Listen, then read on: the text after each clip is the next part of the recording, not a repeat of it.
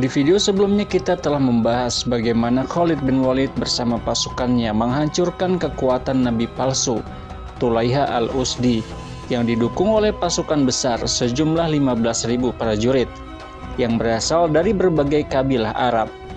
Maka pasukan Tulaiha al-Usdi pun hancur dan Tulaiha pun bertobat dan kembali masuk Islam.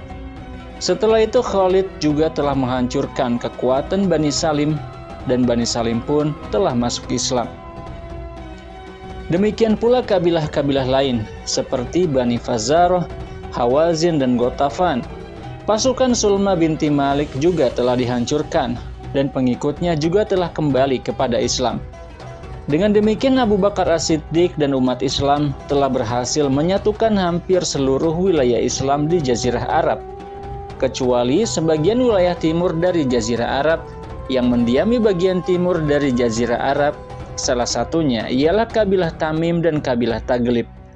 Kabilah Tamim adalah salah satu kabilah yang penting dan salah satu yang paling besar di Jazirah Arab.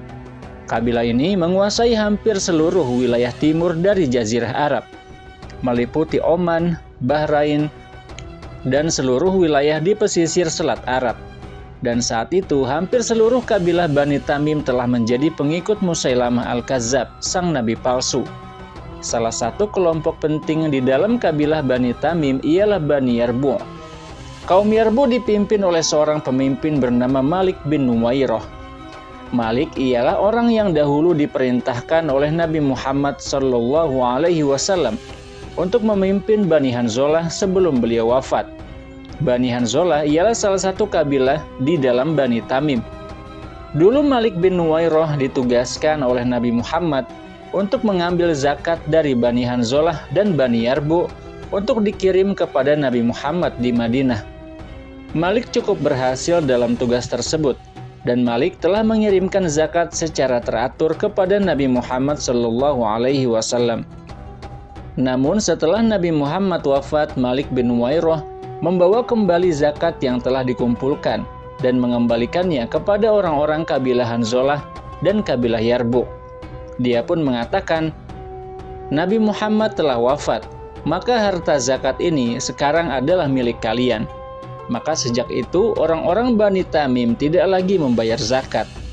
Sementara itu di dalam Bani Taglib ada seorang pembohong besar bernama Sajjah At-Taglibiyah.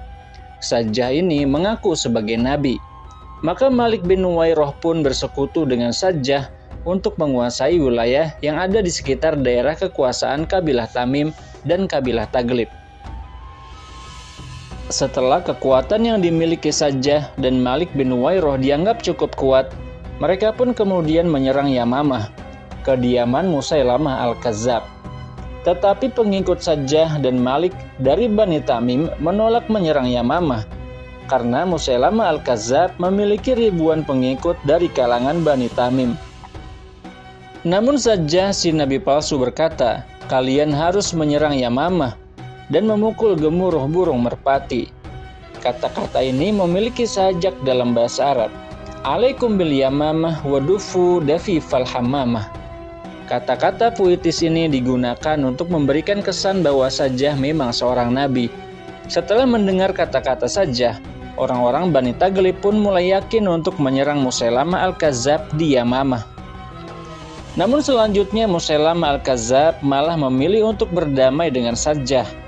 Maka Musailamah dan Sajjah pun bersekutu untuk menyatukan kekuatan mereka. Sementara itu Malik bin Nuwairah malah ditinggal sendirian dan tidak lagi dijadikan sekutu oleh Sajjah. Malik bin Nuwairah pun harus berjuang sendirian bersama kabilah Tamim untuk bersiap menghadapi pasukan umat Islam yang dipimpin oleh Khalid bin Walid. Persekutuan Musailamah dan Sajjah ini tentu saja membuat Malik bin Nuwairah sangat marah dan galau. Setelah Khalid bin Walid mengetahui bahwa Malik bin Nuwairah telah bersekutu dengan Sajjah si nabi palsu, Khalid bin Walid pun segera bersiap-siap untuk memerangi Malik bin Nuwairah dan kabilahnya. Namun sebagian pasukan Islam menentang Khalid bin Walid karena Abu Bakar As-Siddiq memerintahkan pasukan Muslim untuk menetap dahulu di Bazakhah setelah kekalahan Tulaiha al-Usdi dan tidak bergerak kemanapun hingga datang perintah dari Abu Bakar As-Siddiq. Khalid pun berkata, "Apakah setiap aku mengeluarkan perintah, kalian menyuruhku untuk mengirim surat dan meminta izin kepada khalifah? Sedangkan jarak antara kita dan khalifah sangat jauh dan butuh waktu berhari-hari untuk berkirim surat. Sedangkan ini adalah kesempatan bagi kita untuk menyerang. Aku tidak membenci seorang pun dari kalian. Maka siapa yang mau silakan berangkat bersamaku, dan siapa yang tidak mau maka aku akan membiarkannya." Mendengar kata-kata Khalid, seluruh pasukan muslim pun segera bersiap dan bergerak menuju Malik bin Nuwairah. Malik bin Nuwairah menyadari bahwa tidak mungkin baginya mengalahkan pasukan Khalid bin Walid. Maka Malik pun menyuruh kabilahnya untuk berpencar dan menghindari perang melawan umat Islam. Dan Malik pun membebaskan kaumnya. Bagi kaumnya yang ingin kembali kepada Islam, maka mereka diizinkan untuk kembali memeluk agama Islam. Ketika Khalid tiba di wilayah Battah, kediaman Malik bin Nuwairah, Khalid memerintahkan pasukannya untuk berpencar dan mengumandangkan azan. Jika orang-orang menjawab azan, maka itu merupakan pertanda bahwa mereka masih memeluk Islam. Dan orang-orang yang tidak menjawab azan, maka mereka akan diperangi. Doror bin Azwar pun mendatangi kediaman Malik bin Nuwairah dan mengumandangkan azan. Doror bin Azwar pun tidak mendengar Malik bin Nuwairah menjawab azan. Meskipun ada prajurit lain, yaitu Abu Qatadah, yang mengaku bahwa dia mendengar Malik menjawab azan. Maka Malik bin Nuwairah pun ditangkap dan ditawan dan dibawa ke markas umat Islam. Ada dua riwayat yang disebutkan At-Tabari tentang proses wafatnya Malik bin Nuwairah. Riwayat pertama disampaikan oleh At-Tabari bahwa Malik bin Nuwairah dibawa sebagai tahanan di sebuah malam yang dingin. Saat itu Khalid bin Walid memberikan isyarat kepada Doror bin Azwar untuk memadamkan para tawanan. Kata-kata memadamkan ini ialah sebuah isyarat untuk mengeksekusi para tawanan. Maka setelah itu Malik bin Nuwairah pun dieksekusi dan wafat. Riwayat kedua menyatakan bahwa Malik bin Nuwairah saat menjadi tawanan ditanya oleh Khalid bin Walid, "Mengapa dirimu mengikuti nabi palsu dan tidak mau membayar zakat kepada khalifah?" Malik pun menjawab bahwa dia tetap menjalankan sholat, namun dia tidak mau membayar zakat, karena hartanya ialah hak pribadinya, dan tidak ada yang berhak atas hartanya kecuali dirinya. Khalid pun mengatakan, "Bukankah kau tahu bahwa sholat itu terikat dengan zakat dan tidak boleh dipisahkan?" Malik pun menjawab bahwa sahabatmu dahulu mengatakan seperti itu. Yang dimaksud sahabat di sini adalah Rasulullah. Kemudian Khalid pun marah dan mengatakan, "Jadi dia bukan sahabatmu?" Setelah itu Malik bin Nuwairah mengatakan hal buruk tentang Rasulullah. Khalid pun mengatakan, "Sungguh aku akan membunuhmu." Khalid pun memerintahkan Doror untuk membunuh Malik. Maka Doror pun memenggal kepala Malik bin Nuwairah. Ini adalah salah satu peristiwa yang memiliki pengaruh besar di masa yang akan datang. Jika bukan karena ini, bisa jadi Umar bin Khattab tidak menurunkan Khalid bin Walid dari jabatannya sebagai pemimpin tertinggi pasukan umat Islam. Karena Umar bin Khattab berpendapat bahwa Khalid menuduh Malik bin Nuwairah telah menjadi kafir, namun tuduhan itu belum benar-benar terbukti. Karena itu, seharusnya Malik bin Nuwairah dikirim untuk menghadap kepada Khalifah Rasulullah Abu Bakar As-Siddiq, agar Malik diadili oleh Khalifah dan tidak diadili langsung oleh Khalid bin Walid. Meskipun sebagian besar ulama berpendapat bahwa barang siapa menghina Allah dan Rasulnya, maka dia telah murtad dan keluar dari Islam dan berhak untuk dieksekusi. Namun Umar bin Khattab menginginkan sebuah pemerintahan yang terpusat pada khalifah, agar setiap keputusan penting harus diputuskan langsung oleh khalifah, agar tidak ada yang mengambil keputusan secara brutal dengan hawa nafsu masing-masing, tanpa berkonsultasi kepada khalifah. Inilah letak perbedaan pendapat dalam kepemimpinan antara Khalid bin Walid dan Umar bin Khattab. Hal ini menjadi salah satu penyebab diturunkannya Khalid bin Walid dari jabatannya kelak saat Umar bin Khattab telah menjadi khalifah. Ada yang menuduh hal yang buruk terhadap Khalid bin Walid, bahwa Khalid bin Walid mengeksekusi Malik bin Nuwairah untuk dapat menikah dengan istri dari Malik bin Nuwairah. Hal ini tidak sepenuhnya benar, meskipun nantinya istri dari Malik bin Nuwairah memang menjadi istri Khalid. Namun Khalid bin Walid memuliakan istri Malik bin Nuwairah. Dia menunggu masa iddahnya dan kelak menikahinya dengan resmi dengan membayar mahar untuknya. Dan Khalid tidak memperlakukan istri Malik bin Nuwairah dengan buruk. Istri Malik bin Nuwairah juga menikahi Khalid dengan sukarela dan tanpa terpaksa, karena istri Malik tersebut enggan untuk hidup bersama Malik bin Nuwairah setelah Malik keluar dari Islam, karena istri dari Malik tersebut tetap dalam keislamannya, dan dia pun rela dinikahi oleh Khalid bin Walid. Setelah wafatnya Malik bin Nuwairah, maka tidak tersisa lagi musuh Islam di Jazirah Arab, kecuali musuh terbesar Islam saat itu, yaitu Musailamah al-Kazzab. Musailamah al-Kazzab, sang pembohong, dijuluki dengan julukan tersebut ketika Musailamah mengirimkan surat kepada Rasulullah SAW untuk berkongsi dalam kenabian. Dalam surat itu Musailamah menulis, dari Musailamah Rasulullah kepada Muhammad Rasulullah, "Sesungguhnya aku telah berkongsi bersamamu dalam kepemimpinan." Nabi Muhammad pun mengirimkan surat balasan dan berkata, dari Muhammad Rasulullah kepada Musailamah al-Kazzab, sang pembohong. Sejak itu Musailamah disebut dengan sebutan al-Kazzab atau sang pembohong. Musailamah telah mengaku sebagai nabi sejak Nabi Muhammad masih hidup, yaitu di tahun 9 Hijriah, 1 tahun setelah Fathu Mekah. Setelah itu Musailamah pun mendapatkan banyak pengikut, terutama dari sebagian besar kabilah Bani Hanifah dan sebagian besar kabilah Bani Tamim. Pengikutnya pun semakin banyak dari waktu ke waktu, hingga kekuatan pasukan perang Musailamah mencapai 40.000 prajurit. Musailamah dan pasukannya bahkan telah berhasil mengalahkan Ikrimah bin Abi Jahal dan Syurahbil bin Hasanah karena mereka berdua terburu-buru menyerang pasukan Musailamah tanpa menunggu kedatangan Khalid bin Walid.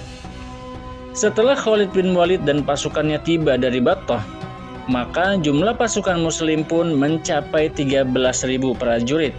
Pasukan muslim tersebut harus menghadapi pasukan Musailamah yang jumlahnya mencapai 40.000 prajurit.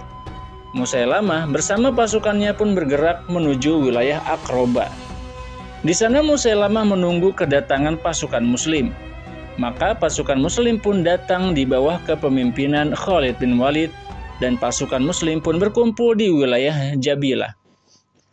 Kedua pasukan pun bersiap-siap dan menghadapi perang yang menentukan tersebut. Kedua pasukan pun berbaris, dan Khalid bin Walid kemudian membagi pasukannya ke dalam beberapa kelompok. Pasukan tengah dipimpin langsung oleh Khalid bin Walid. Sayap kiri dipimpin oleh Zaid bin Khattab. Pasukan depan dipimpin oleh Syurahbil bin Hasanah dan Usamah bin Zaid. Dan bagian sayap yang lain dipimpin oleh Abu Huzaifah bin Utbah. Maka saat itu terjadi perang yang sangat dahsyat antara pasukan muslim dan pasukan Musailamah al-Kazzab.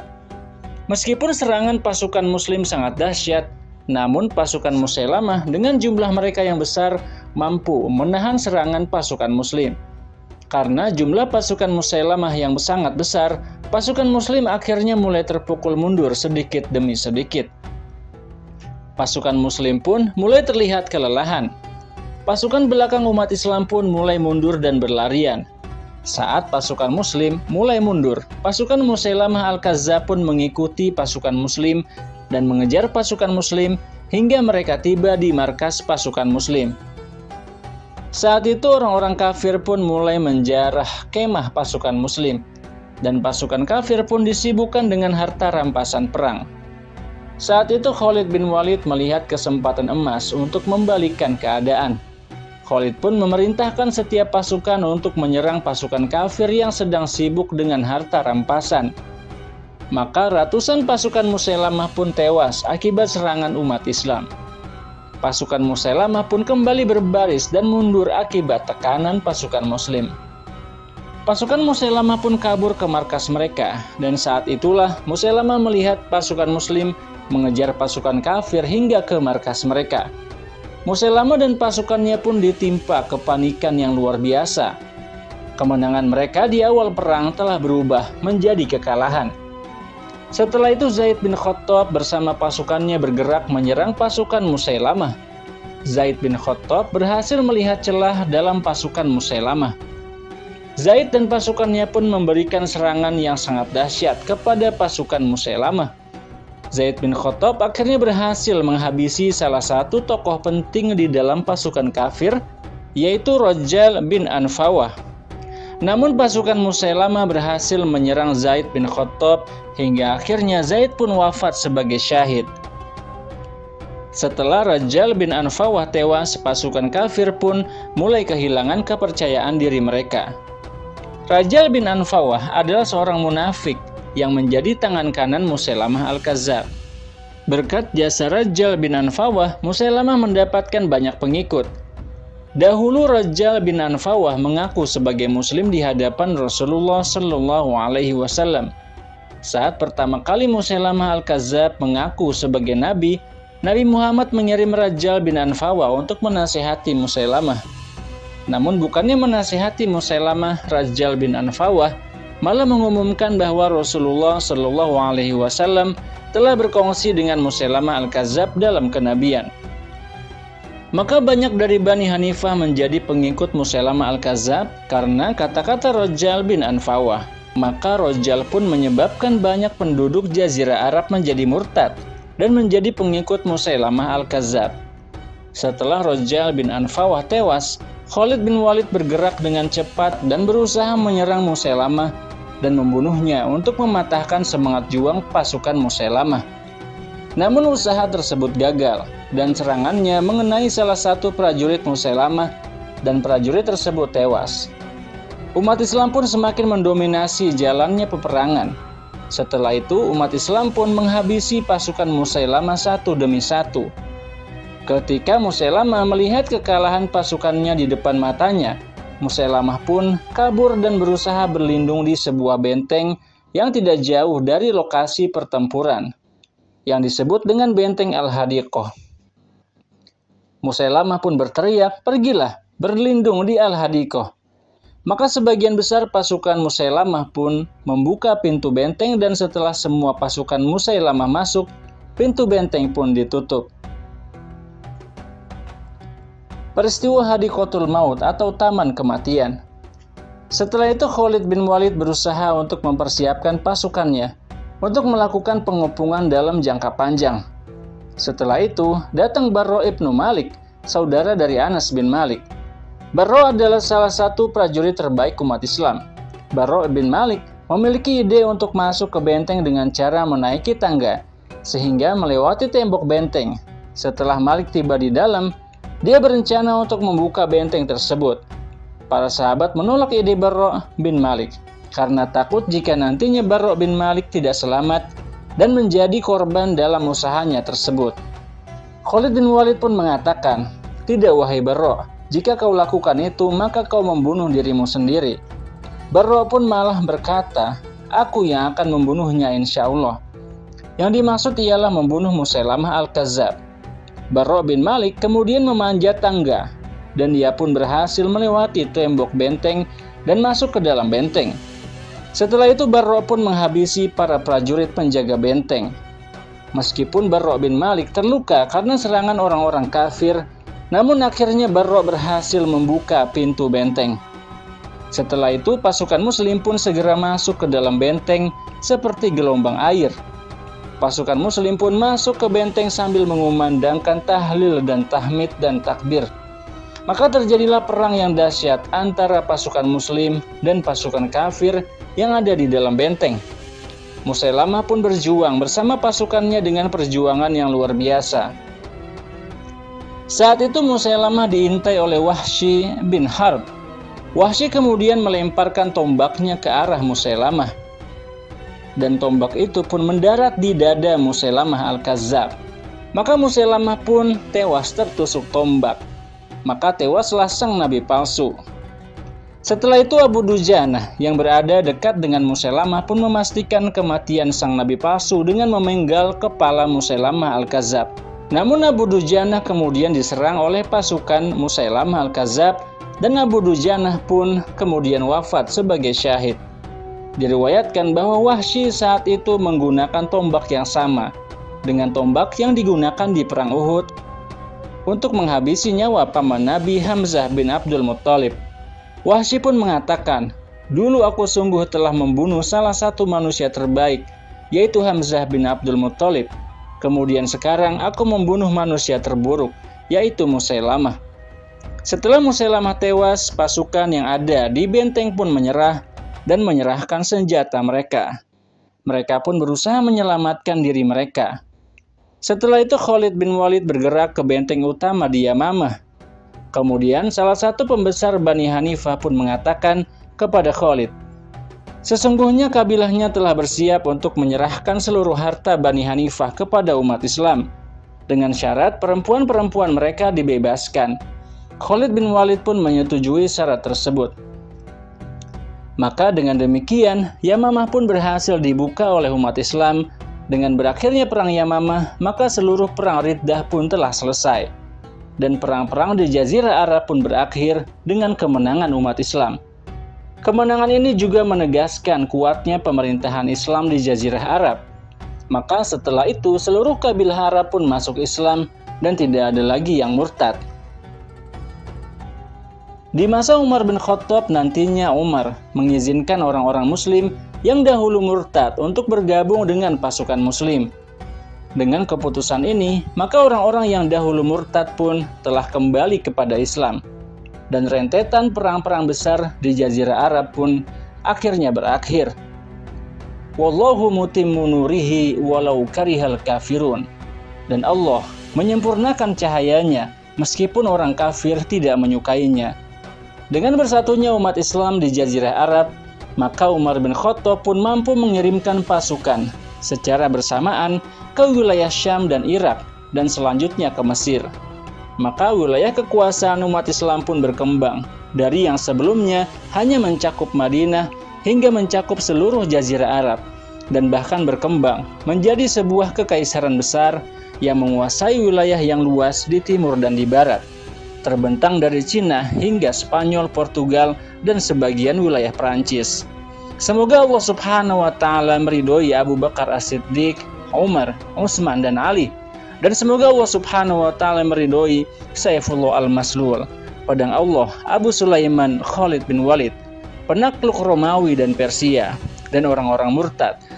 Dan semoga Allah Subhanahu wa Ta'ala meridhoi para sahabat Nabi yang berjuang bersama mereka dan juga para syuhada yang mengorbankan jiwa dan raga mereka untuk menghancurkan musuh-musuh Islam dan mengangkat kalimat Allah di tempat yang tertinggi.